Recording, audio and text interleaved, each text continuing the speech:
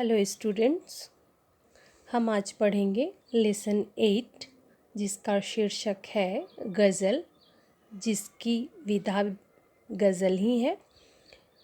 और इस गज़ल के गज़लकार मानिक वर्मा जी हैं।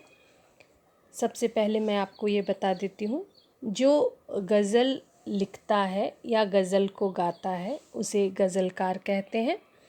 तो यहाँ पर हम कवि या फिर रचयिता ना कह के इनको हम गज़लकार कहेंगे। तो गज़ल एक यह हिंदी साहित्य की ही विधा है। तो आइए इसके बारे में कुछ हम जानकारी ले लेते हैं।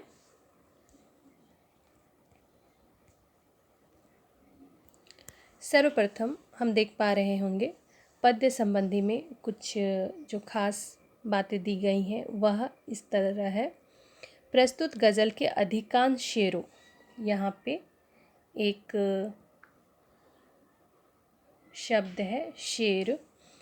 आपको मैं बताना चाहूँगी, जब हम किसी कविता को पढ़ते हैं या फिर सुनते हैं तो उनका जो छंद होता है, दोहा या पद होता है, उसे हम जैसे कि हम उन लोगों का सबसे पहला जो कविता था वह था कविता, जिसके हर दोहों को हमने दोहा कहा है, हर पद को दोहा कहा है, क्योंकि वो दोहा छंद में था।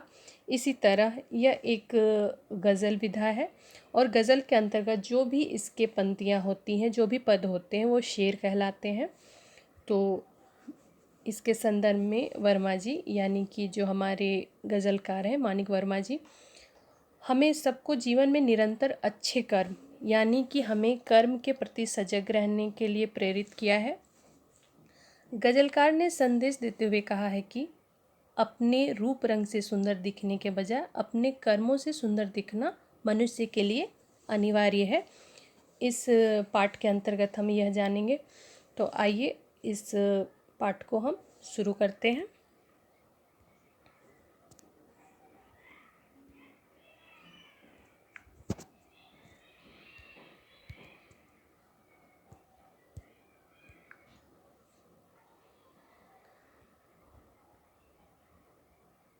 सबसे पहले हम इस पाठ के पहले शेर की ओर ध्यान देंगे, जो कि कुछ इस तरह है।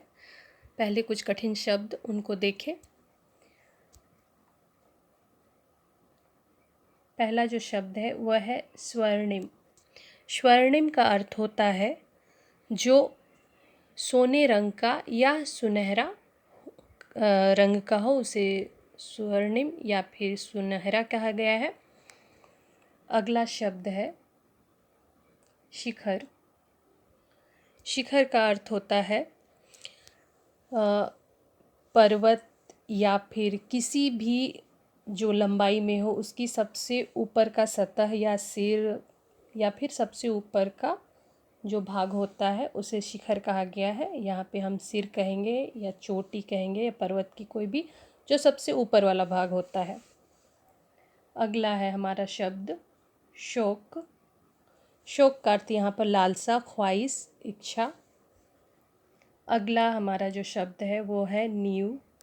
नींव का अर्थ होता है आधार, या फिर जिसे हम कह सकते हैं कि कोई भी मकान या दीवार जो बनी होती है उसका सबसे निचला भाग, आधार, जिसे बेस भी कहते हैं। तो यहाँ पे कुछ ऐसे शब्द थे जिनके शब्दार्थ हम लोगों ने किए हैं। अब आइए इस शेर को हम पढ़ें।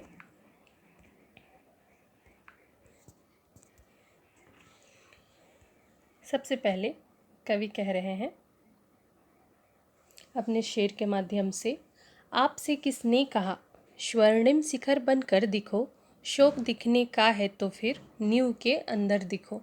यानी कि हमने तो बड़े से बड़े इमारत को देखा है, लेकिन हम मनुष्यों का जो ध्यान सबसे पहले आकर्षित होता है उस शिखर के सबसे उस इमारत के सबसे ऊपर जो शिखर होता है, जब सबसे ऊपर वाला हिस्सा होता है, इंसान का ध्यान उसी ओर आकर्षित होता है कि इसकी जो सबसे ऊपर वाला सतह है या फिर हिस्सा है वो मनुष्य को हमेशा आकर्षित करता है, उसकी लंबाई को ही दिखाता है।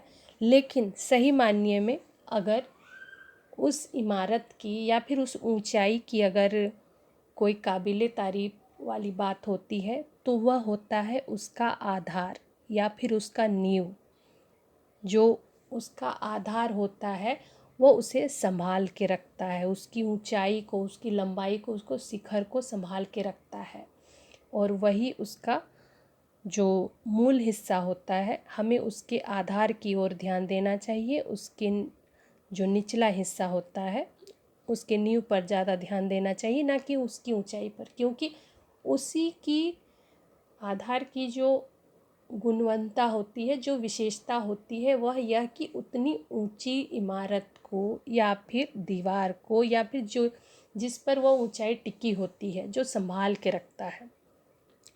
तो यहाँ पे लेखक ने हम इंसानों से किसी ऊंची इमारत की ऊंचाई से ज़्यादा हम पाठकों को यह कहने का या फिर ये बनने को प्रेरित किया है कि एक ऊंची इमारत की शिखर से बनना ज़्यादा ज़रूरी है एक आधार का बनना, क्योंकि एक आधार ही होता है जो ऊंचाई को संभाल कर रखता है, उस शिखर को संभाल के रखता है।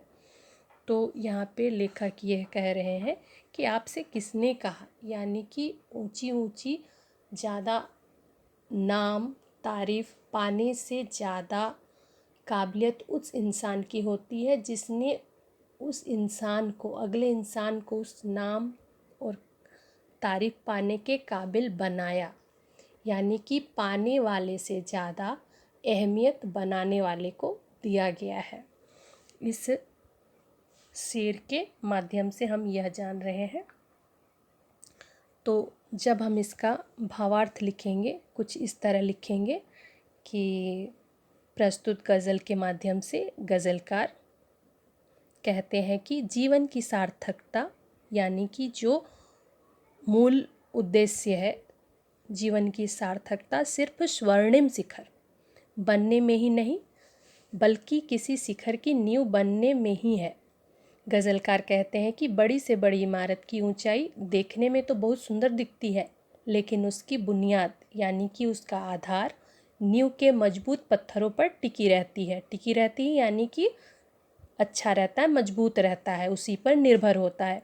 अतः हमें भी सदैव नींव का वो मजबूत पत्थर अर्थात आधार बनना चाहिए जो कईयों को ऊंचाई तक पहुंचा सके और उसे संभाले रखे, क्योंकि शिखर का अस्तित्व तभी तक है जब तक उसकी नींव सुरक्षित हो। तो इस शेर के माध्यम से हम यही भावार्थ को लिखेंगे। फिर से ध्यान दीजिएगा, ये जो दोहे हैं वो शेर कहलाते हैं क्योंकि इसकी जो विधा है यह गज़ल है, और इन दो पंक्तियों को हम दोहा ना कह के शेर कहेंगे क्योंकि यह गज़ल है। तो हमारा जो अगला शेर है वो कुछ इस तरह है।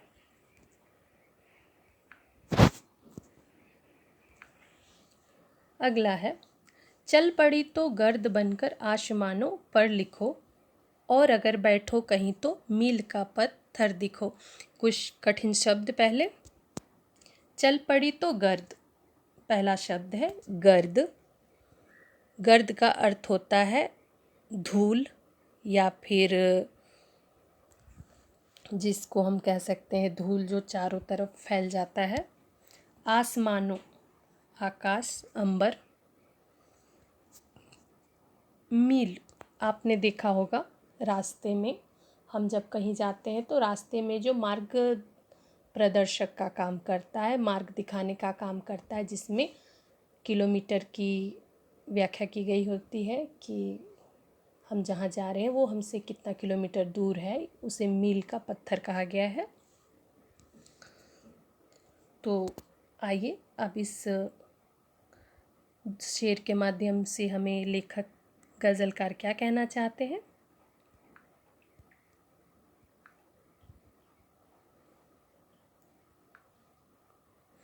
चल पड़ी तो गर्द बन के आसमानों पर लिखो, और अगर बैठो कहीं तो मील का पत्थर दिखो। सबसे पहले गज़लकार हम पाठकों को यह संदेश देना चाहते हैं कि अगर किसी भी उद्देश्य को, किसी भी कार्य को अगर आप करने की इच्छा है तो उसे आप पूरे मन से ठान लो यानी कि उसे करने के लिए एक दृढ़ संकल्प ले लो।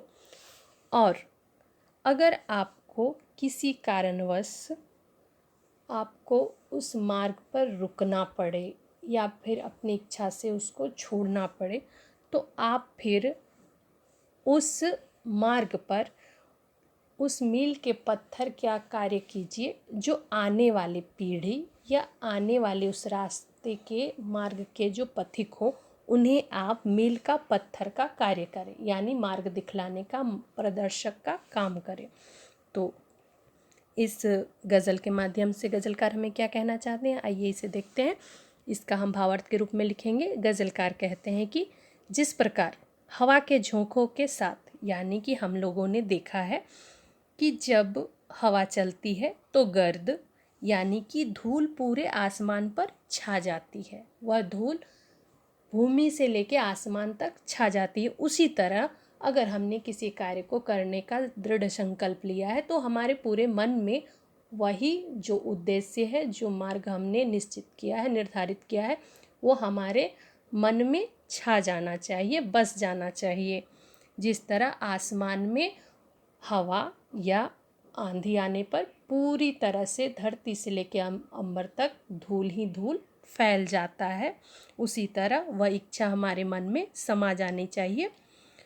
और अगर किसी कारणवश हमें अगर रुकना पड़े, उस कार्य को स्थगित करना पड़े, तो फिर क्या करना चाहिए। उसी प्रकार हम अपने मन में जब भी कोई संकल्प ठान ले तो अपने उद्देश्य सफल होने तक हमें चलते रहना चाहिए। यदि जीवन में किसी पड़ाव पर, यानी अगर हमें रुकना पड़े, जीवन के किसी पड़ाव पर थक कर स्वेच्छा यानी अपनी इच्छा से ठहरना पड़े, रुकना पड़े, तो हमें मील का पत्थर की तरह बैठना चाहिए।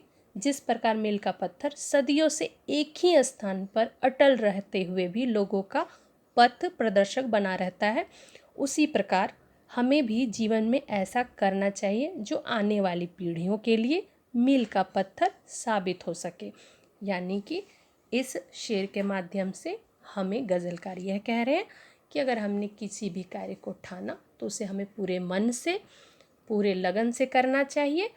और यदि हमें किसी कारणवश या फिर अपनी इच्छा से उस कार्य में आगे ना बढ़कर रुकना पड़े, तो हमें रुक कर भी उस मील के पत्थर का कार्य करना चाहिए, जो कि आने वाली पीढ़ी हमसे मार्गदर्शक कर सके या फिर हम उनके प्रदर्शक बन सके, उनको रास्ता दिखलाने का काम कर सके। तो इन दो शेरों के माध्यम से हमें गज़लकार यह कहना चाह रहे हैं, इस बात को ध्यान दीजिएगा। तो आज के इस पाठ में हमने इस गज़ल के दो शेरों को किया है। अगले वीडियो में हम अगले गज़ल को करेंगे, तब तक हमें इजाज़त दीजिए। फिर अगले वीडियो में हम अगले इस भाग को करेंगे, डिस्कस करेंगे। तब तक धन्यवाद।